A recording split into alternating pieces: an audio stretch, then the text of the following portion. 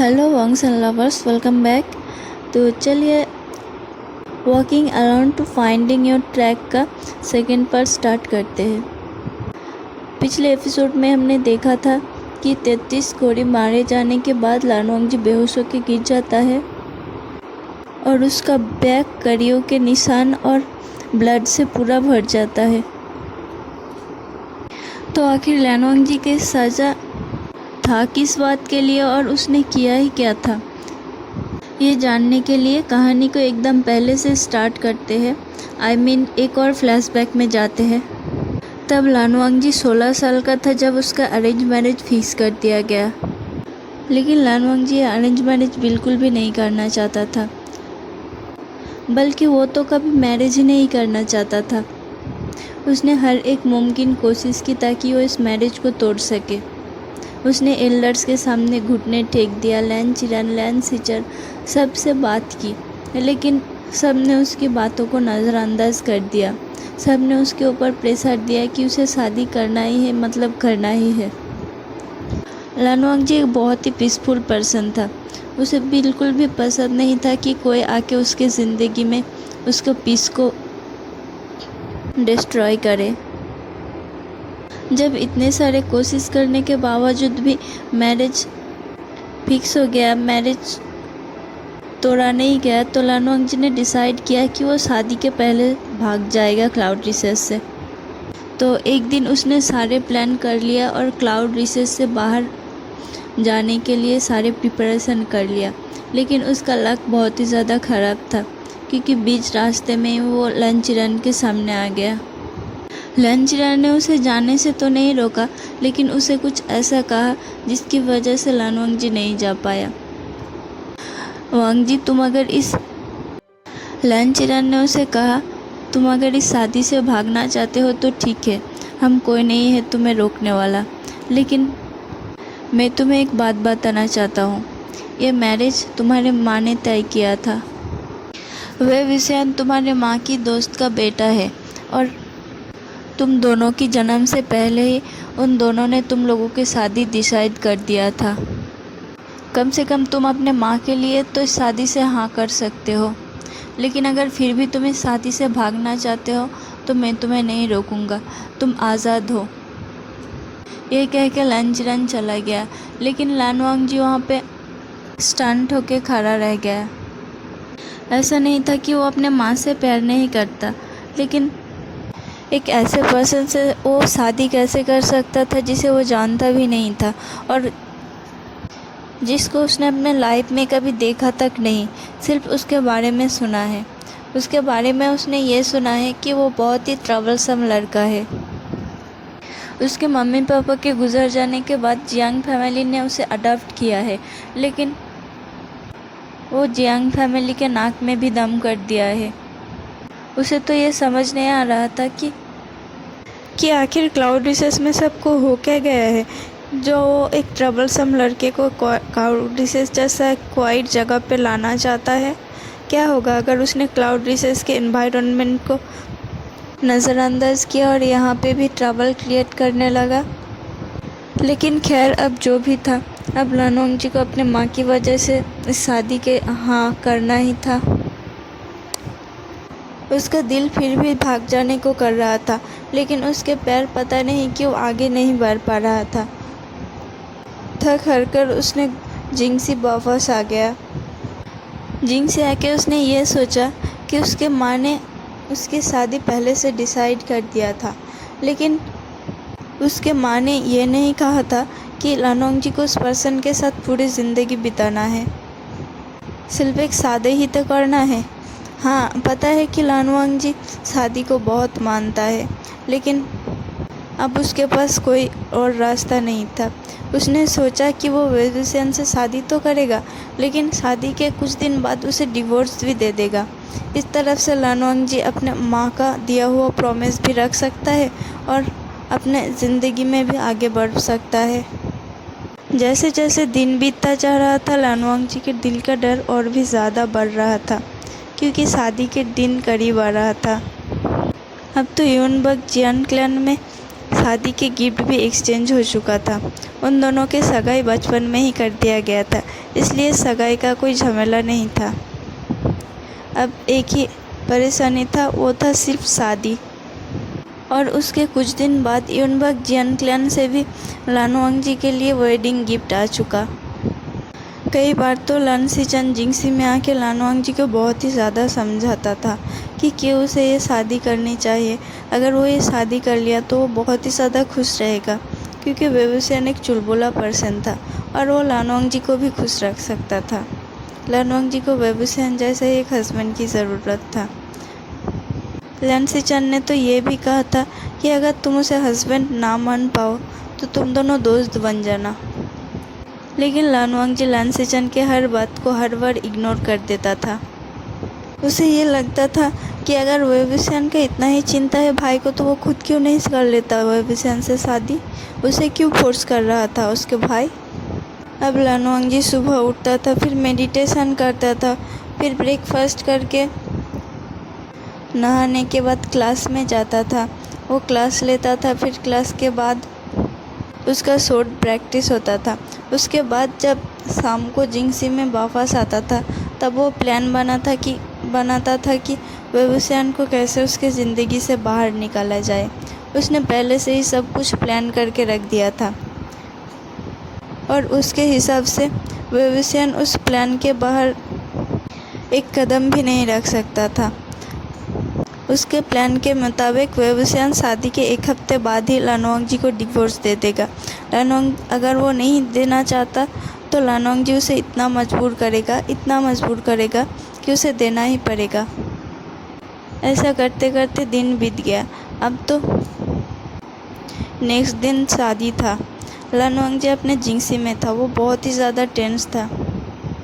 वो सोच रहा था क्या होगा अगर वेबुसियान उसे डिवोर्स नहीं देगा शादी के बाद। क्या हो गया अगर उसका प्लान फेल हो गया तो। लानवांग जी का एक पर्सनल बाउंड्री था जिसके अंदर वो किसी को भी अलाउ नहीं करता था, जहाँ तक कि वो अपने भाई को भी अलाउ नहीं करता था। वो इतना टेंशन में था कि पूरा रात सो ही नहीं पाया। नेक्स्ट डे सुबह हो गया और शादी का प्रिपरेशन धूमधाम से चलने लगा। पूरे क्लाउड रिसेस को फूलों से और लैंटर्न से सजाया गया। शादी क्लाउड रिसेस में ही होना था, इसलिए जियांगक्लियांग सुबह सुबह निकल गया था और सुबह सुबह क्लाउड रिसेस पहुंच गया था। रात बीत गया और कब सुबह हो गया लानवांग जी को पता ही नहीं चला, लेकिन वो पूरे रात में एक सेकंड के लिए भी नहीं सो पाया। वो तो अपना डेली रूटीन भी भूल गया था। वो सुबह 5 बज के उठ के वो मेडिटेशन करता था, लेकिन अब 6 बज गया था, फिर भी लानवांग जी अपने बेड पे ही सोया हुआ था। कुछ देर बाद सिचन ने दरवाजे पे दस्तक लिया और अंदर आ गया, लेकिन लानवांग जी को देख के सिचन चौंक गया, क्योंकि लानवांग जी पूरा रात नहीं सोया था और ऊपर से इतना ज़्यादा टेंस था कि उसके आंखों के नीचे डार्क सर्कल हो गया था और उसका आइज़ बहुत ही पपी था। सिचन ने अपने आईब्रोज को कर्ल करते हुए कहा, वांग जी ये क्या हो गया भाई तुम्हें? आज तुम्हारा शादी है, तुम ऐसे कैसे दिख सकते हो? देखो अपने आप को, तुम्हारे आंखों के नीचे पूरा डार्क सर्कल पड़ गया है, तुम्हारा आंखें पूरा सूज गया है। क्या तुम पूरे रात नहीं सो पाए? लानवांग जी ने सिर हिलाया और हाँ कहा। लन सिचन ने थोड़ा स्माइल किया और कहा, मेरे भाई मास्टर वे बहुत ही अच्छा लड़का है। माना कि वो थोड़ा शरारती है, लेकिन मेरा यकीन मानो, मैं उससे मिल चुका हूँ। वो दिल का बहुत ही साफ इंसान है वांग जी। वो तुम्हें बहुत ही ज़्यादा खुश रखेगा। एक तो लानवांग जी पूरा रात सोया नहीं था और दूसरी तरफ उसके भाई का ये बक उसे अब हजम नहीं हो रहा था। वो अंदर से इरिटेट फील कर रहा था। उसने अपने मन में ही कहा, इनफ भाई, मुझे और नहीं सुनना उसके बारे में। फिर उसने सिचन से कहा, भाई मैं कुछ देर अकेला रहना चाहता हूँ प्लीज़। सिचन ने कहा, ये कैसे बातें कर रहे हो वांग जी? आज तुम्हारा शादी है, तुम्हें जाना है और तैयार भी होना है। तुम अकेला रहना चाहते हो मतलब? वांग जी ने अगेन उसके भाई की तरफ देखा और कहा, भाई प्लीज़। सिचन अपने भाई के एक्सप्रेशन को देख के ही समझ सकता था कि वो अंदर से कैसा फील कर रहा था। तो उसने एक साय किया और कहा, हाँ ठीक है, मैं जाता हूँ, लेकिन याद रखना जल्दी आना है तुम्हें। मैं कुछ देर बाद सर्वेंट को भेज दूँगी, तुम रेडी होके रहना। ये कह के सिचन जिंगसी से बाहर चला गया। लन वांगजी अभी भी वहीं पर बैठा था। थोड़ी देर बाद सर्वेंट ने आके जिंगसी पे नॉक किया, लेकिन अभी भी लन वांगजी अपने बेड पे ही बैठा था। सर्वेंट ने एक और बार नॉक किया तो लन वांगजी ने इरिटेट होकर उसे थोड़ी देर बाहर खड़े रहने के लिए कहा और फिर खुद बात लेके प्रिपेयर्ड हो गया। शादी के बहुत सारे रस्में थे जो कि दोनों को पहले तो अलग अलग ही करना था, इसलिए लन वांगजी अपने रस्मों को जिंगसी के उधर ही कर रहा था और दूसरी तरफ उसका होने वाला ब्राइड गेस्ट क्वार्टर के उधर कर रहा था। सभी रस्मों को पूरा करने में लगभग शाम हो चुका था। अब मेन वेडिंग का टाइम था। लन वांगजी उधर वेडिंग हॉल में खड़ा था रेड रोब्स में, और दूसरी तरफ उसका ब्राइड वेवुसियान को लाया गया। वो भी रेड हनफू में था और उसके सिर पे एक वेल था, जिसकी वजह से उसका चेहरा लन वांगजी को दिखाई नहीं दे रहा था। लेकिन लन वांगजी को इस बात से कोई फ़र्क नहीं पड़ने वाला था, क्योंकि ऑफ कोर्स वो अपने मर्ज़ी से तो शादी नहीं कर रहा था। चाहे उसका शादी जिससे भी हो, उसे डिवोर्स तो लेना ही था। तो इसलिए वेवुसियान की तरफ उसने ज़्यादा ध्यान नहीं दिया। वेवुसियान को लाके लन वांगजी के सामने खड़ा कर दिया गया। प्रीस्ट ने पहले मंत्र पढ़ा और फिर दोनों ने हेवन और अर्थ की तरफ बो किया और फिर एक दूसरे की तरफ बो किया। तब प्रीस्ट ने उसका शादी कंप्लीट अनाउंस किया। प्रीस्ट ने अनाउंस किया कि दोनों अब लीगली वेडेड हस्बैंड एंड हस्बैंड है। दोनों एंसेस्टर हॉल में गए, अपने एल्डर्स को बो किया और उसके बाद वेडिंग टी पीने का रिचुअल था। दोनों के ही वेडिंग टी सर्व किया गया और दोनों ने ही वो टी पी ली। उसके बाद आता था बैंक्वेट। सभी लोग बहुत ही खुश थे। बैंक्वेट हॉल पूरा चहकमहक से भर गया था। लन वांगजी महसूस कर सकता था कि वेवुसियान बहुत ही ज़्यादा खुश है और वो अपने तीखी नज़र से वेवुसियान की तरफ देखने लगा। वेवुसियान भी कभी कभी नज़रें चुरा के लन वांगजी की तरफ देखता था, लेकिन ऑफकोर्स वो अपने वेल की वजह से कुछ ज़्यादा अच्छे से नहीं देख पा रहा था। लन वांगजी को तो ये सब कुछ बहुत ही फ्रस्ट्रेटिंग लग रहा था। एक तो सुबह से रिचुअल्स के ऊपर रिचुअल्स, और अब उससे इस पर्सन के बाजू में खड़े होकर सब कुछ करना पड़ रहा है। उसे प्रिटेंड करना पड़ रहा है कि वो कितना खुश है। बैंक्वेट हॉल में सभी क्लैंस के लीडर दोनों वेडेड हस्बैंड को वेडिंग वाइन ऑफर कर रहा था। अब कोर्स लन वांगजी वाइन तो नहीं पीता, इसलिए वेवुसियान ही पीता गया। अब वाइन के बारी ख़त्म और फूड सर्व करना शुरू किया। सभी फूड को एंजॉय कर रहा था, लेकिन वेवुसियान को वो फूड बहुत ही बेकार लग रहा था। फूड बहुत ही प्लेन और सिंपल सा था। ऑफ कोर्स वेवुसियान को पसंद नहीं आने वाला था और लन वांगजी ये महसूस कर सकता था, क्योंकि वेवुसियान बहुत ही छोटा छोटा बाइट ले रहा था और वो खा ही नहीं रहा था। लेकिन इस बात से लन वांगजी को थोड़ा खुशी हुआ। उसे थोड़ा उम्मीद दिखाई दी कि अगर ऐसा ही चलता रहा, उसे इस क्लाउड डिशेस का खाना पसंद नहीं आया, तो शायद वो लन वांगजी को जल्द ही डिवोर्स देके चला जाएगा।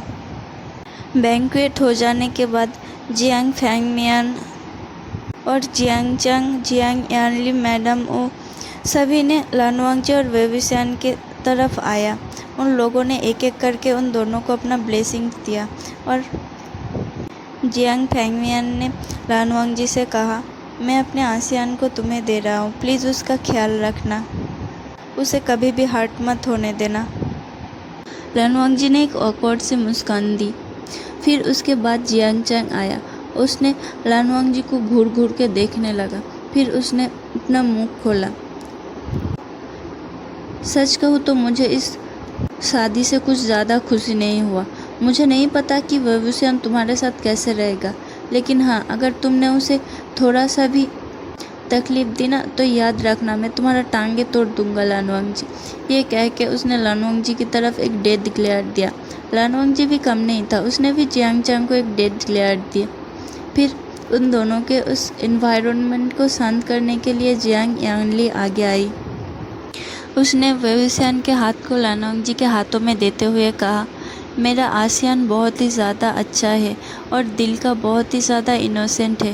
प्लीज़ उसका ख्याल रखना, उसे कभी भी तकलीफ़ मत देना। मास्टर लन, मैं अपने आसियान को आपके हाथों में सौंपता हूँ। आज से उसका सारी जिम्मेदारियाँ आपका है। ये कह के यानली इमोशन हो गई। दूसरी तरफ वेवुसियान भी इमोशनल था। वो लानवांग जी को टाइट हग किया और दोनों रोने लगे। फिर उसके बाद मैडम यू उन दोनों के सामने आई। मैडम यू वेवुसियान की तरफ थोड़ी देर घूर के देखा और उसके बाद धीरे से कहा, खबरदार जो इस शादी को तोड़ने की कोशिश की या फिर शादी से भाग के जियांग क्लैन आया तो देख लेना, तुम्हारे लिए बहुत बुरा होगा। ये कह के वो चली गई।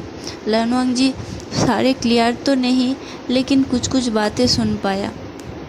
लेकिन जितना उसने सुना उसे ये पता चल गया कि मैडम यू के साथ वेवुसियान का रिश्ता ज़्यादा अच्छा नहीं है और उसे ये बात पहले से ही पता था, तो वो ज़्यादा हैरान नहीं हुआ। सभी एक एक करके उन दोनों को ब्लेसिंग दे रहा था। लानवांग जी तो अभी के अभी वहाँ से भाग जाना चाहता था, लेकिन क्या करे, जब भी वो वहाँ से जाने के लिए उठता था उसके भाई या फिर लेंस चिरन आके उसको बैठा देता था। अब फाइनली ये सब कुछ ख़त्म हो चुका और उन दोनों को अपने चैम्बर में जाने का परमिशन मिल गया। तो चलिए आज के पार्ट को यहीं पे ख़त्म करते हैं।